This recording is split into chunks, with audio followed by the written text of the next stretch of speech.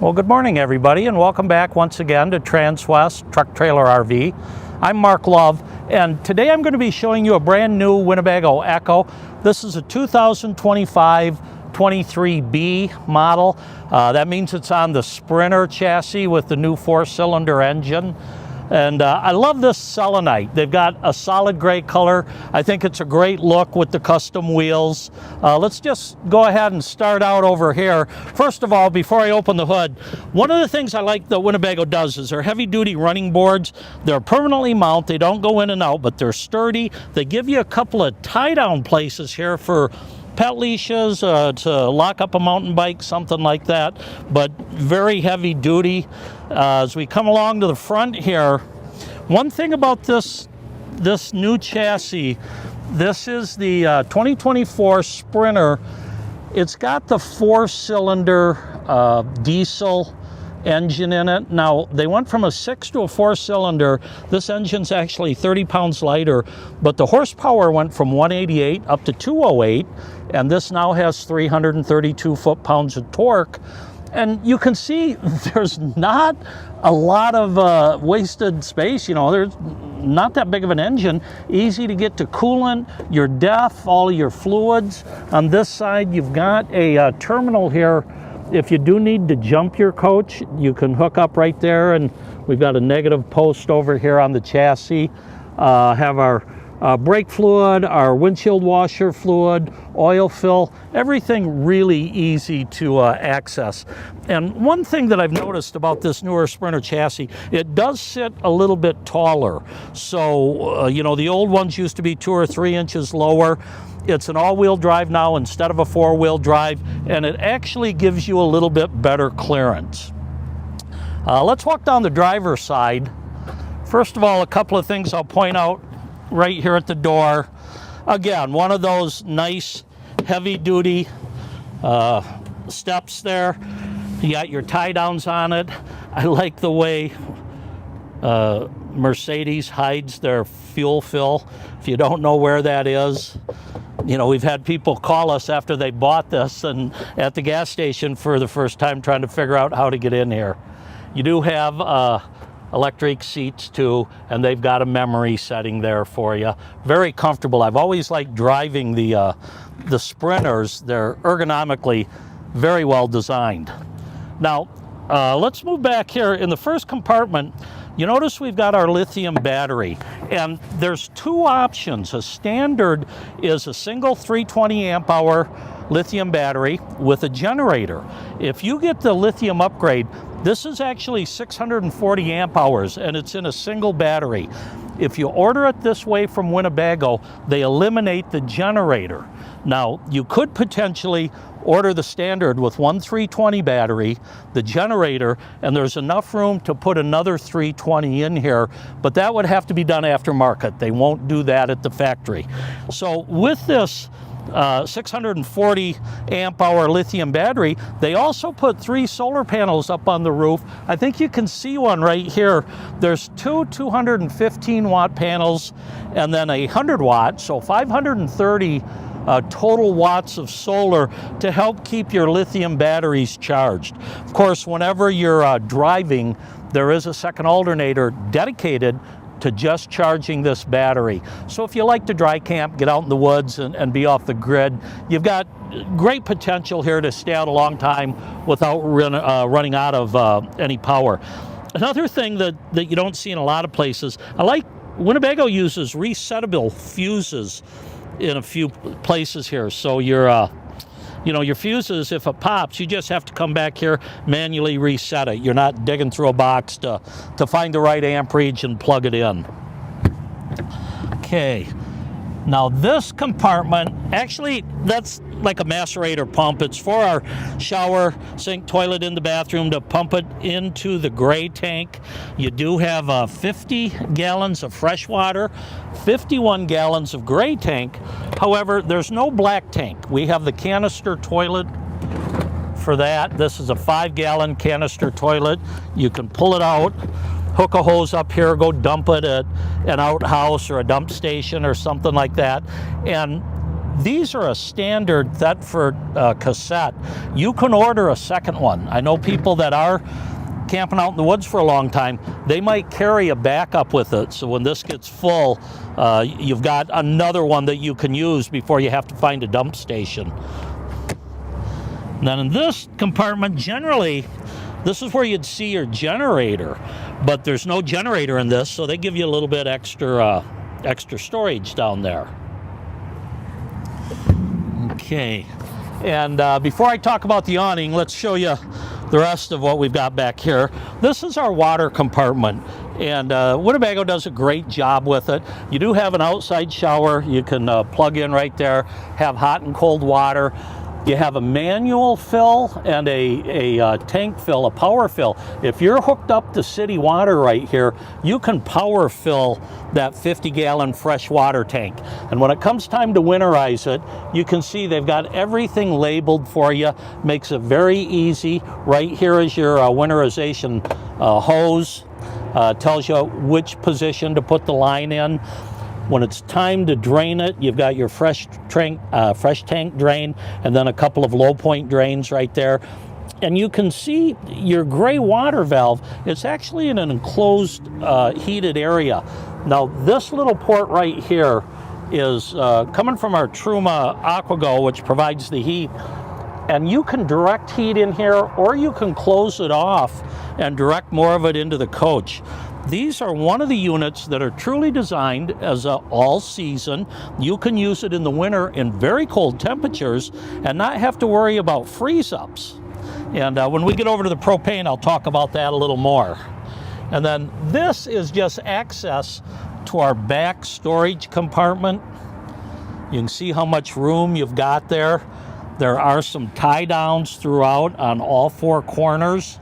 And then once again, we have one of these adjustable heat ports right back here. So if you don't have anything here you need to keep warm, go ahead and close it, force more of the air inside. Both sides you get 110 and 12 volt outlets. Okay, let's talk about our Batwing awning a little bit. Now, the reason I've already got this out, there's two models. The 22A is on a Ford, the Transit chassis. The Sprinter chassis is a little bit taller. I can get it out easy enough, but it's hard for me to get it back in, and hooking it up on the other side, if you're much under 5'8", 5'9", you're gonna have quite a reach. But this awning is sturdy. Unlike your one on the front side, when the wind picks up, when it starts bouncing, it's going to close itself. That's a little more delicate of an awning. But people that have these and use these tell me how much wind this can withstand. The way it's designed with these ribs, it's actually covering like 270 degrees right there. With your pole that you've got, you don't have to use this. You could leave it down, but one nice feature, it gives you a little more support. And you can actually stake it down right here if you are expecting heavy winds or want to be prepared for it. So that's a nice feature. Also, you've got this little stub that sticks up. That gives you, more of an angle on the roof. So if it's raining, the water is going to drain off for you. Like I say, you can leave this out. Even in bad weather, you might have to come back to your storage area. And it's nice to be under this awning and be able to get whatever you need.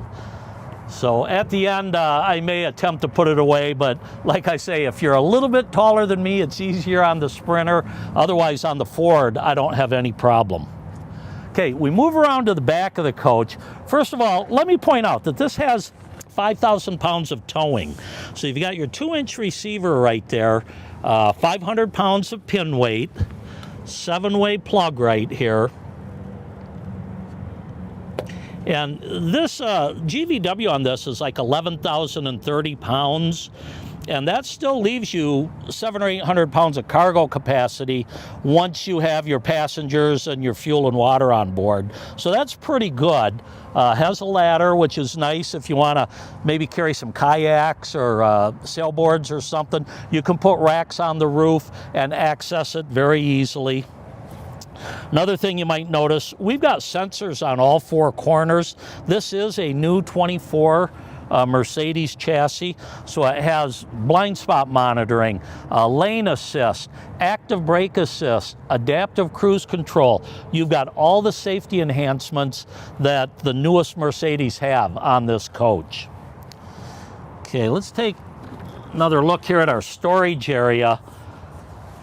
Now, we get these molly racks, which are nice if you want to strap down backpacks or gear or other things. You've got those on both sides. Certainly big enough to fit a mountain bike in here. Your pad down here pulls out, so if it does get muddy, it's easy to remove and clean it.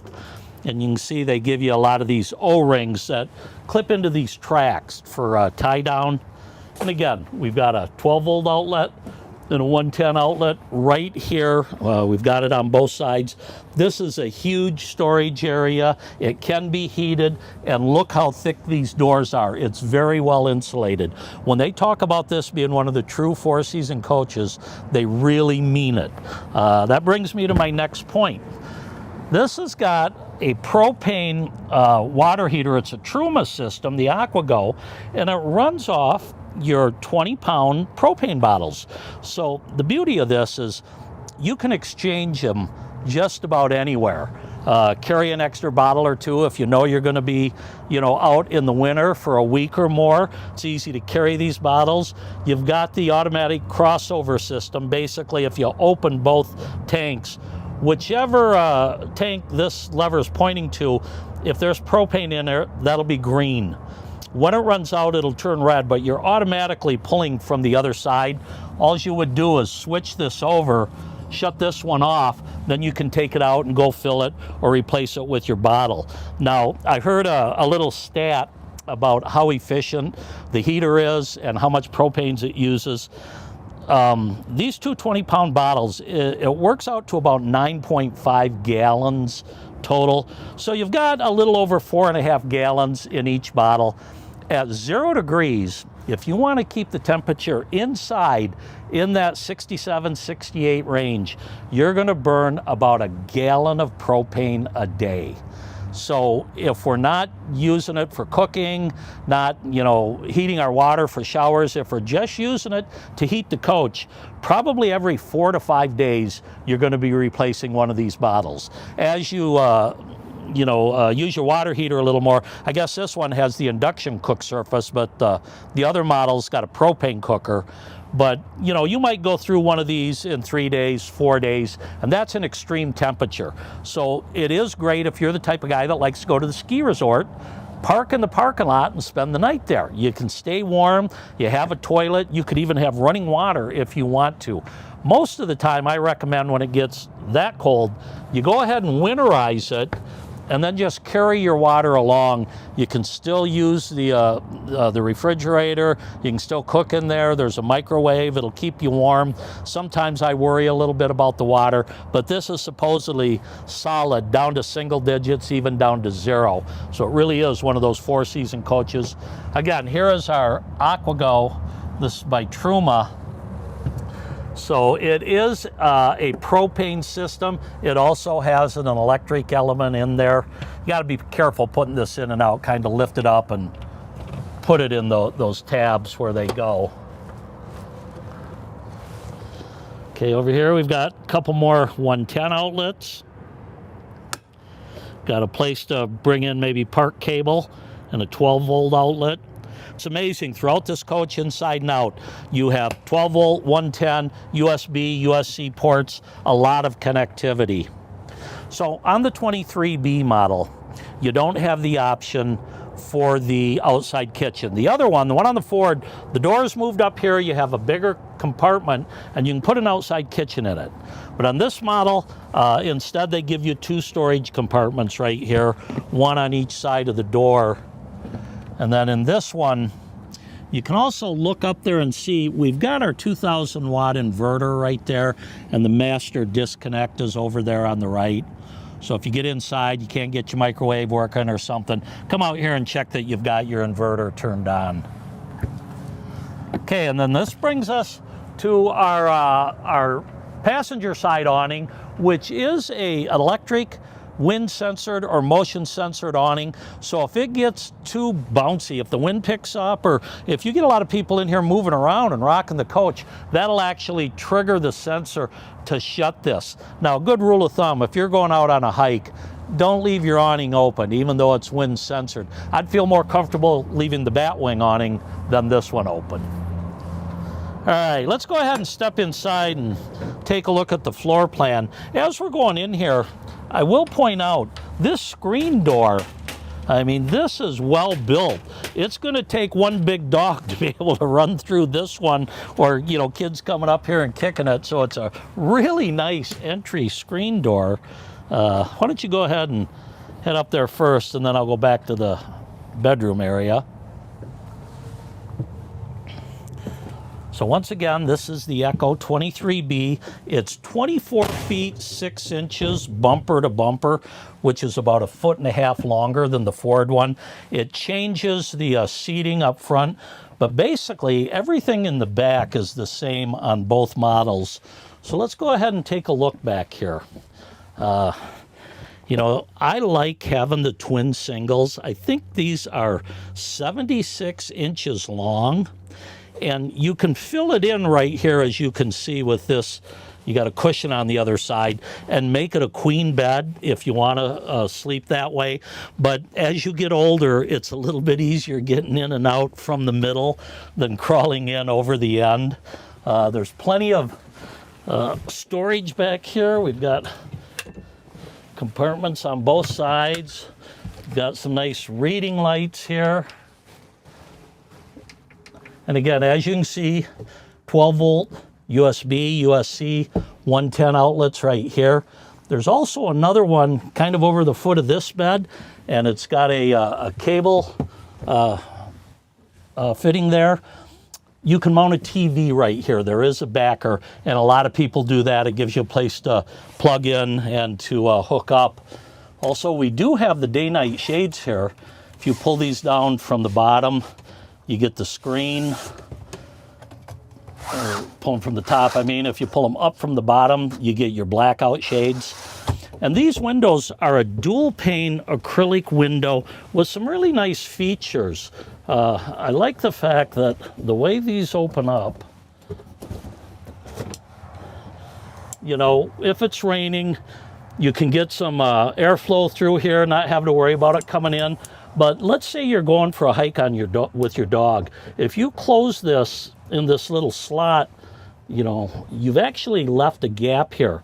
It's going to allow you to draw air in, maybe leave your fantastic fan on, and you can keep your pets cool. When it's time to travel, you just bring that in all the way, and that's going to make it airtight and watertight for you. So you've got these two large windows, one on each side of your bedroom area. And of course, the one with the red handles is an emergency window if you need to bail out for one reason or another. Okay, right here, these are the cover screens for the front. If you want to black it out at night, there's actually another real heavy quilted curtain up there. If you're camping in the winter, you might want to use. Let's take a look at the storage here. Now, on both sides of the bed, you get a pull-out drawer. You get a little storage closet here. You can actually access this from the top. And if you notice, there's a place to hang clothes right there. You've got the same thing on this side.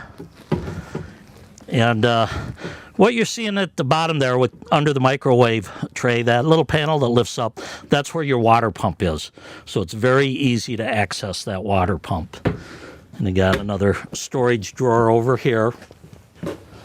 Privacy curtain here, but privacy is a misnomer. The only privacy you get is when you make everyone go outside. Okay, let's take a look at the bathroom. This is one of the things that make this product so unique. They designed it with this movable wall. So if I was gonna shower, I'm gonna pull this over here. There is a little snap to keep it tight. But I wanted to show you how much room you get here. Like I say, I'm about 5'8". Yeah, it's not made for NBA players, no doubt. You have a nice curtain that pulls around here, but it gets out of the way, gives you more room than you would expect in a small van like this or a small motorhome. The B vans have the wet bath, which is similar to what this is, but you get so much more room and it's just a great use of space. Now, when you want to use the toilet, if you flip this over, one thing I like about this toilet is it does pivot. So if you want to sit north and south, you know, give yourself a little bit more leg room, it's nice. Again, with the day-night shades and the nice dual pane windows. And then you do get a little bit of storage up here also. So on a 24.5-foot coach, this is a great use of small space for a functional bathroom. Even people that are a little bit taller would find it's not that hard to use. Kudos to Winnebago for that. Okay, across from the bathroom, we have our kitchen. One of the first things I'll point out is there is a microwave. Now, a lot of the vans, they don't have it unless it's a higher end, you know, fully self-contained van. But the Revel doesn't get the microwave, the Solus doesn't. Now this is going to work off our inverter and those lithium batteries since we don't have a generator. Underneath the microwave, we've got a stainless steel deep sink here, residential style sprayer.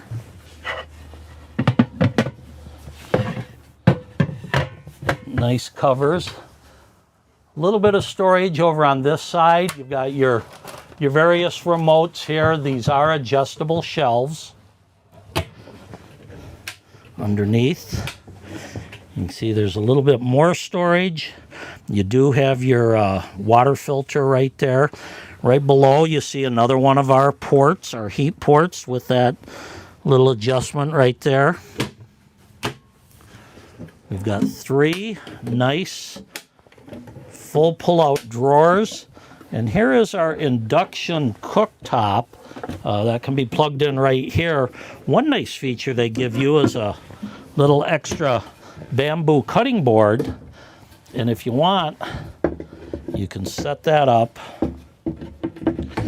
to give you a little bit more counter space when you're prepping a meal and cooking right here. So very well thought out.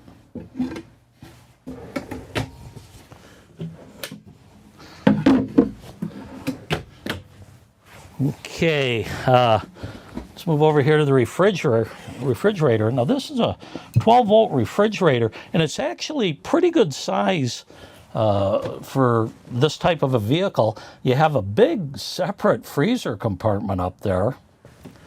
And of course, all these are adjustable shelves. Got a little compartment divider down below there.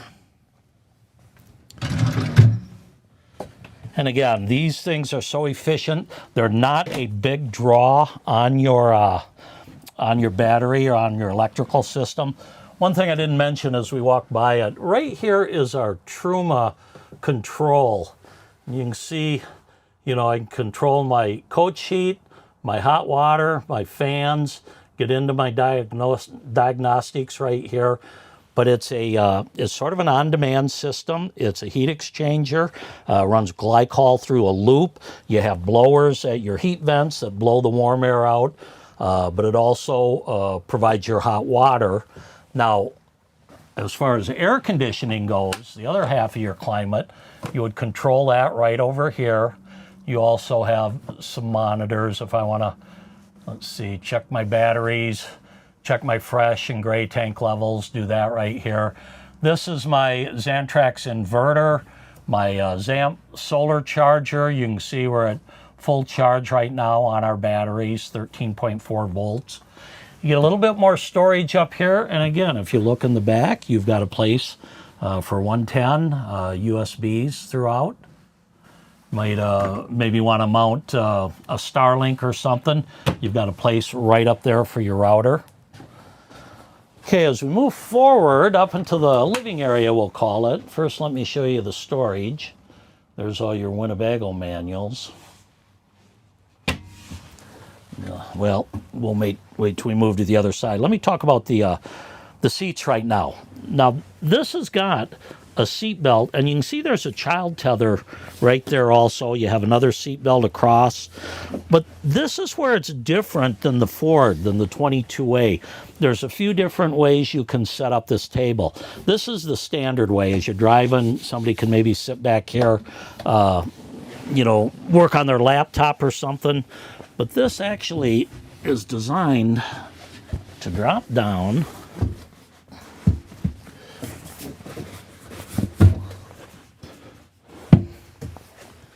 And then all we need to do is take a couple of the extra cushions they provide for us.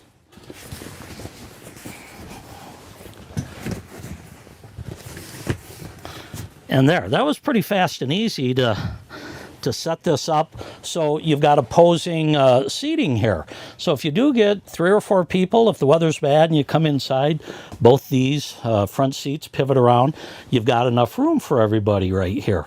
The other one, your seats only face forward behind the driver's seat, and if you have 2 kids that fight, if they're touching, it might be a problem. It's nice to be able to move them apart, or if you've got 4 adults, you've got room for them to spread out. Now, there is another table that goes right in the floor, and I'm going to go ahead and grab that right now.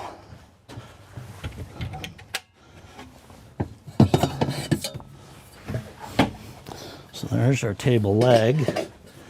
And then your dinette table snaps in here.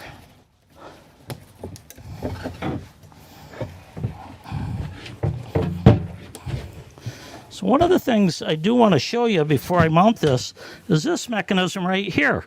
And you can see when I release that, that'll move up and down, back and forth. So my table can be put in almost any position. Then when I shut that or close that, it locks it down tight.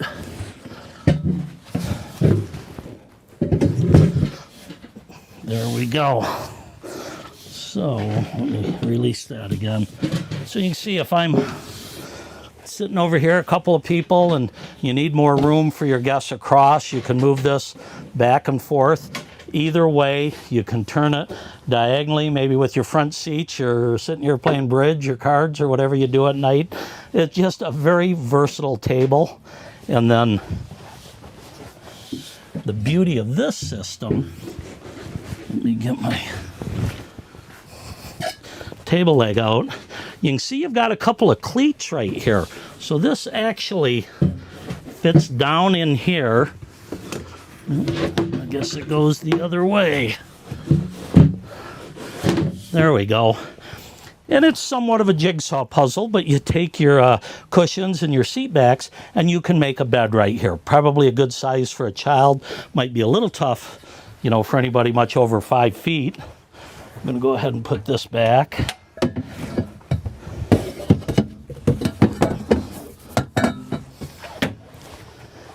And then grab my table.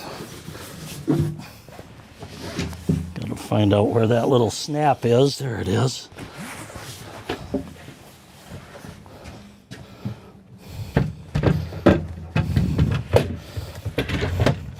So as you see, it's pretty fast and easy to put this up and down, and it gives you a lot of versatility in this. You get more of a living room or a dining room area compared to the 22A.